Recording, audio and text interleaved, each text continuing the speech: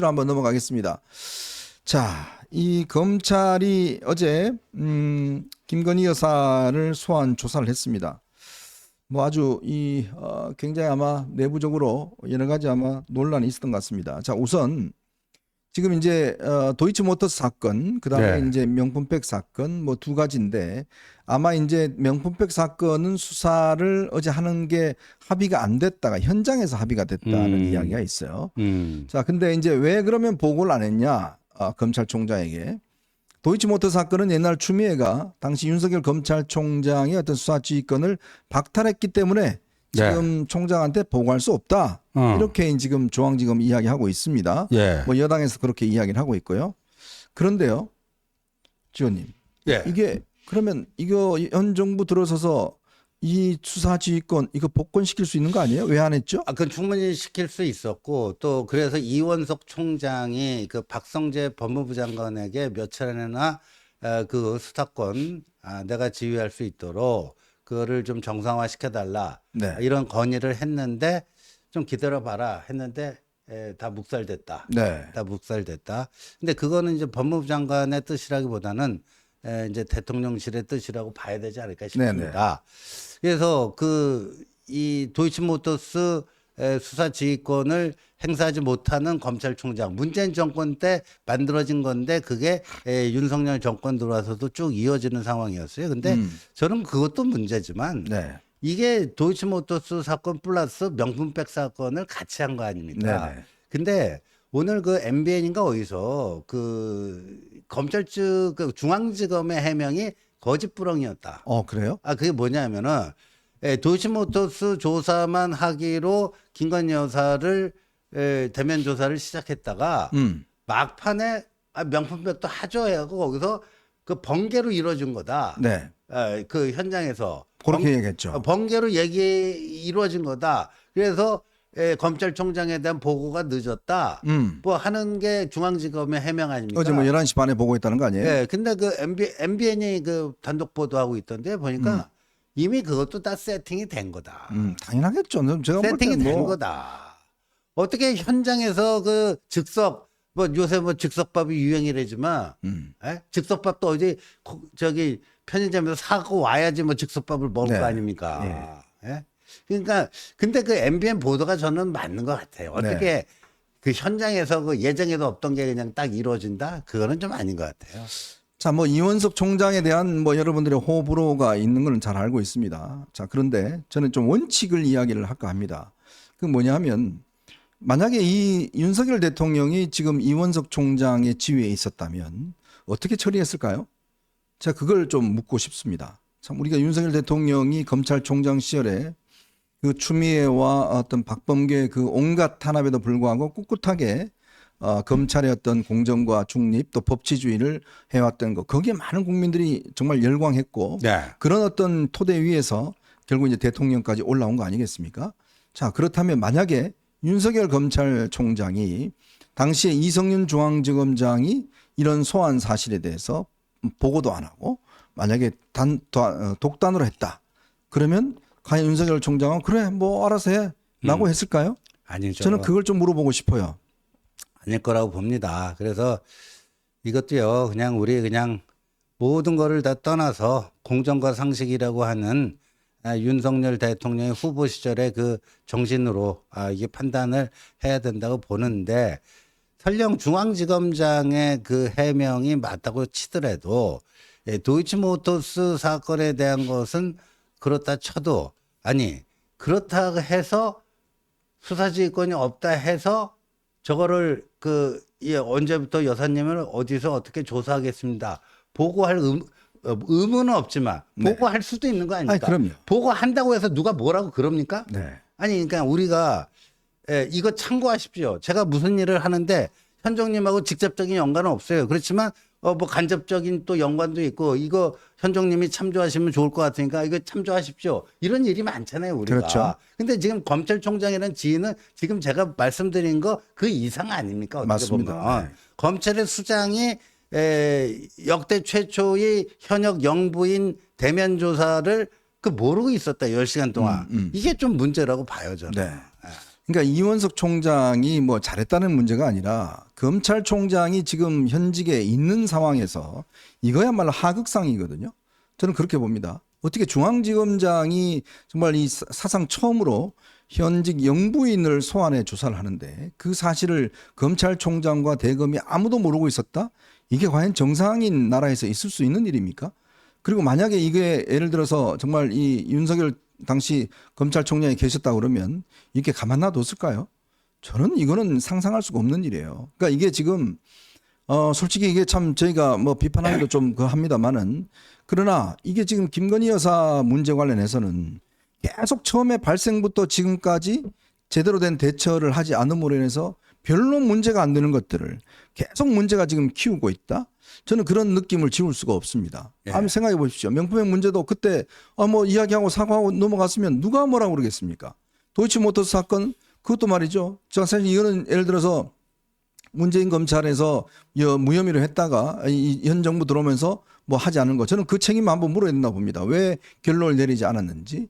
뭐 그거 문제는 있겠지만 그때도 결론을 내렸어야 되는데 근데 일단 뭐 어쨌거나 그거 하더라도 어제 그저께의 수사 조사는 이거야말로 국민들이 보시기에 저는 제3의 장소에 당연히 할 수 있다고 봐요. 왜냐하면 이게 뭐 여러 가지 보안이나 뭐 이런 게 있기 때문에 제3의 장소에서는 할 수 있습니다만은 그러나 이 조사를 검찰총장을 패싱하고 이루어졌다. 그리고 검찰총장이 지금 사퇴 문제를 점검한다. 그러니까 이 아무리 이원석 검찰총장이 밉고 싫고 또 이 그 용산하고 뭐 코드가 안 맞고 한다 그러지만 근데 검찰총장 아닙니까? 그러면 아예 그냥 검찰총장을 자르든지 그런데 왜 벌이 있는 검찰총장을 바보 만드냐 이거예요. 그러니까 이게 뭔가를 이제 뭔가를 어떤 행위를 하게 되면 의혹의 불씨가 완전히 꺼지면 제일 좋고 그 불씨가 좀 이렇게 좀 그 화력이 좀 약해져 갖고 줄어들거나 뭐 네. 이런 효과가 있어야 되는데 이거는요 문제를 더 키운 겁니다. 문제를 더 키웠고요. 지금 이원석 검찰총장이 오늘 이창수 중앙지검장으로부터 대면 보고를 받고 진상조사하라고 지시를 내린 모양입니다. 네. 진상조사해라. 처분은 그 조사 결과를 보고 판단하겠다. 자신이 뭐 계속 9월, 10월까지 임기를 채울지 말지도 거친 문제도 그리고 나서 뭐 결정하겠다. 좀 이런 상태인데요. 이게 이 검찰 내부의 갈등으로 이상한 또 이슈를 키워버렸어요. 지금 아마 새로운 그럴 이슈를 가능성이 만들어버린 있습니다. 거예요. 네. 검찰총장과 서울중앙지검장 사실상 넘버1과 넘버2의 이 뭐 갈등과 충돌이라고 하는 새로운 이슈를 만들어버린 겁니다. 이게 어떻게 감당을 하려고 그랬는지 모르겠습니다. 참 이게 걱정스러운 게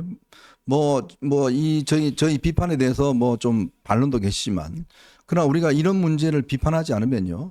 우리가 과연 민주당 정권에 대해서 비판을 할 수 있을까요? 우리가 그렇게 민주당 정권에 대해서 내로남불 비판하고 그때 어떤 이 탄압에 대해서 비판하는데 그렇다면 똑같은 잣대를 가지고 우리 해야지만이 국민들도 여기에 대해서 동의를 할 거 아니겠습니까? 공감을 할 거 아니겠습니까? 왜 당신들은 그때 예를 들어서 그런 잣대로 했는데 왜 정권을 잡고 난 다음에는 왜 똑같이 하느냐라고 이야기를 하면 뭐라고 이야기를 하겠습니까? 그러니까 그 부분에 대한 우리의 어떤 확고한 이게 있어야지만이 제가 거듭 말씀드리잖아요. 그래야 용산도 이런 부분에 대한 국민들이 어떤 이 부분에 겁을 내고 또 검찰도 마찬가지입니다. 이렇게 하는데 그렇게 논리적으로 이야기할 수 있죠. 뭐 검찰총장 지휘권이 뭐 돼 있으니까 그거 보고 안 하고 형식 논리지 않습니까? 솔직히 이야기해서. 그런데 검찰총장 입장에서 한번 생각해 보시면 검찰총장한테 보고도 안 하고 11시 반에 조사 거의 다 끝날 나름에 우리 지금 저 영부인 조사했습니다라고 이야기를 하면 그 이원석 검찰총장은 뭐가 되나요?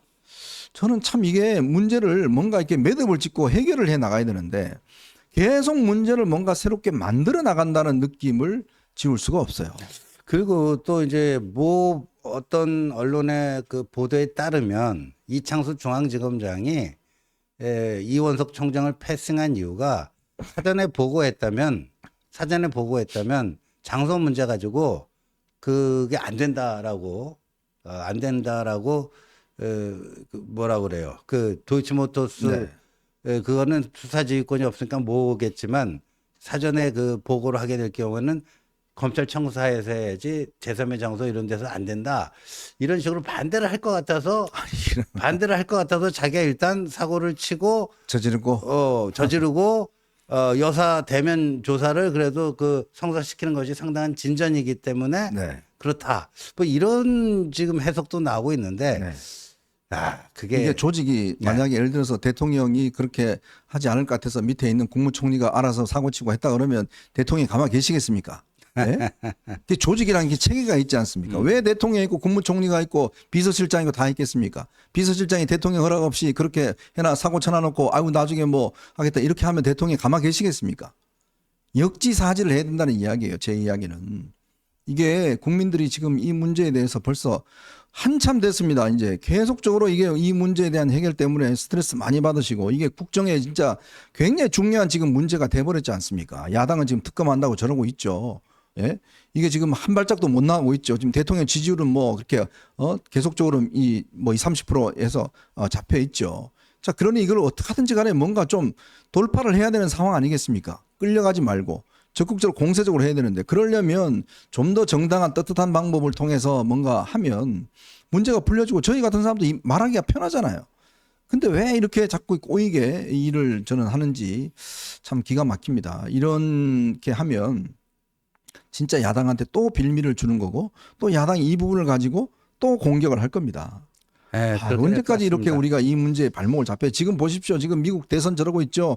지금 우리 빨리 가서 원전 수주해야 되죠. 기업들은 뭐 해야죠. 지금 해야 될 일이 한두 가지가 아닙니다. 솔직히 이야기해서. 그래서 이게 만약에 이제 이번 어제 조사 12시간 동안의 조사를 끝으로 해서 만약에 무혐의 불기소 처리하면은 또 야당이 가만히 있겠습니까? 네. 야당은 또 이거 봐. 특혜 조사, 황제 무슨 뭐 오늘 그리고 뭐 조국 입에서 뭐라고 나왔죠? 네.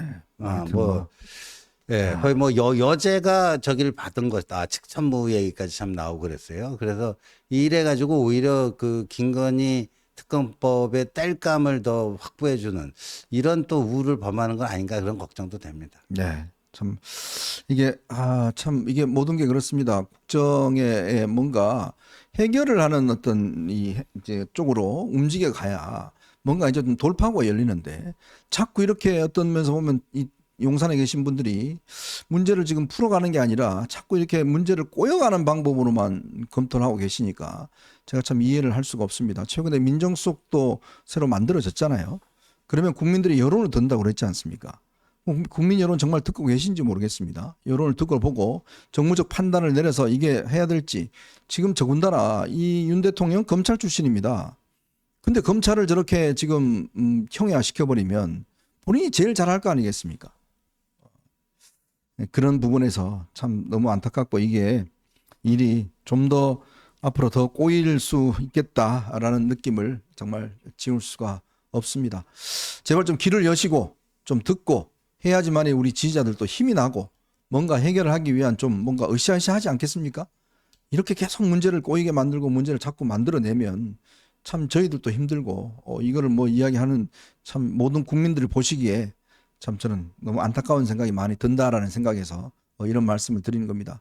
지금 이런 뭐 이야기가 왜 너네는 야당같이 자꾸 뭐 비판하냐 하시겠지만 그러나 내부에서 이런 이야기를 하지 않으면 고쳐지지가 않습니다. 지금 뭐 야당이 저런 거야 뭐 어차피 하는 거지만 그래도 내부에서 이런 이야기를 모아서 해야 되지. 무조건 용산이 저런 거 하면 그냥 무조건 거기 방어만 하고 그러면요. 어떻게 되겠습니까? 우리 과거 경험이 있지 않습니까? 그렇게 될 수밖에 없으니까 지금이라도 뭔가 좀 국민들에게 좀 속 시원한 모습들을 좀 보여줘야 되지 않을까라는 느낌을 지울 수 없다라는 생각이 많이 듭니다.